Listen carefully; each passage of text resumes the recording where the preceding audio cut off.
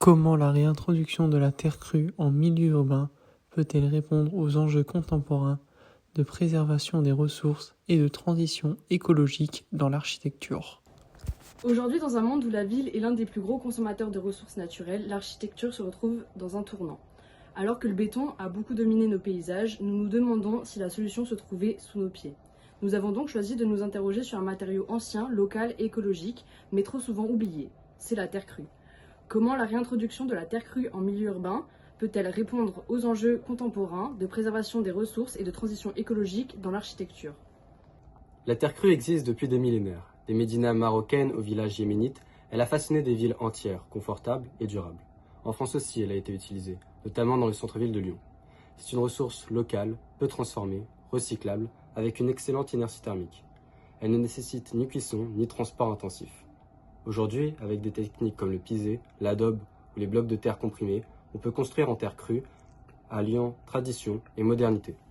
Ce matériau est peut-être notre meilleure réponse face à l'impact écologique de la construction contemporaine.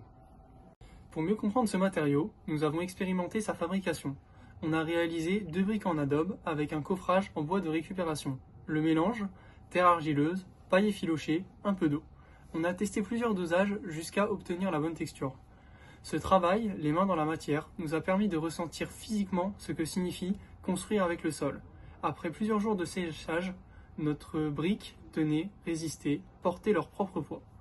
Une méthode simple, artisanale, accessible, mais qui nous a surtout fait réaliser à quel point ce type de construction est cohérent avec les enjeux d'aujourd'hui. Pourtant, la terre crue peine encore à trouver sa place en ville. Les normes, les préjugés, les habitudes industrielles sont des freins. Elle est souvent perçue comme archaïque ou trop artisanale. Et pourtant, des chercheurs, architectes et ingénieurs la réinventent. Des centres comme Cratère développent des méthodes modernes, reproductibles, compatibles avec les exigences urbaines. Intégrer la terre crue, c'est accepter de ralentir, d'adapter nos façons de construire, mais c'est surtout faire un pas vers une architecture plus responsable, plus durable, plus vivante. Réintégrer la terre crue, ce n'est pas faire marche arrière. C'est revenir à l'essentiel, à une architecture sobre, locale, en dialogue avec le vivant.